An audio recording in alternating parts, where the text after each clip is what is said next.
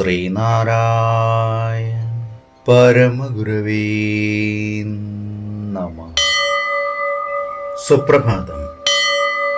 1800 ദിവസമായ ഇന്ന് 2026 ഏപ്രിൽ മാസം 19 ഞായറാഴ്ച, 1201 ആണ്ട് മേടമാസം 6 ഗുരുവചനങ്ങളിലൂടെ ഒരഭിപ്രായം മാത്രം എന്നും നിലനിൽക്കുകയെന്നത് പ്രകൃതിയുടെ വ്യവസ്ഥയ്ക്ക് ഒരിക്കലും അനുയോജ്യമല്ല. ഇതറിയാതെയും മനുഷ്യൻ്റെ പ്രാഥമിക ആവശ്യങ്ങളെ ഒട്ടും മാനിക്കാതെയും വെറും വാക്കുകൾ അംഗീകരിച്ചു കിട്ടുന്നതിനായി മനുഷ്യൻ ചേരിതിരിഞ്ഞ് പടവെട്ടുന്നു.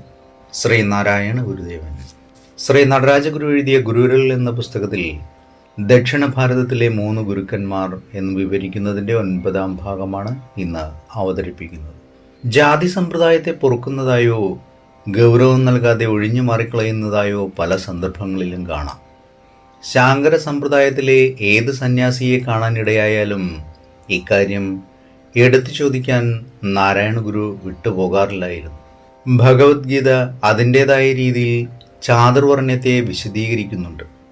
ഓരോ മനുഷ്യനിലും സഹജമായുള്ള ഗുണകർമ്മങ്ങൾ സമൂഹത്തിൽ അനിവാര്യമായി പ്രതിഫലിക്കുന്നത് എന്ന നിലയിലേക്ക് ചുരുക്കിക്കൊണ്ടുവന്നാണ് ഗീതയിൽ ചാതുർവർണ്ണ്യത്തെ അവതരിപ്പിച്ചിട്ടുള്ളത്. വ്യവഹാരിക ജീവിതത്തിലെ പരിമിതികളുടെ ഭാഗമെന്ന നിലയിൽ അത് സ്വാഭാവികമാണ്, അക്കാരണത്താൽ ദൈവദത്തവുമാണ്. എന്നാൽ ആത്മസാക്ഷാത്കാരത്താൽ മുക്തി നേടാൻ ഇച്ഛിക്കുന്ന സത്യകാമനെ ഇത് ബാധിക്കുന്നില്ല. ഭഗവാൻ തന്നെ ജ്ഞാനം നൽകി അവനെ മുക്തനാക്കുന്നു. ഏവർക്കും നന്മ നിറഞ്ഞൊരു സുദിനമായിരിക്കട്ടെ എന്ന് ആശംസിച്ചുകൊണ്ട് നിർത്തുന്നു.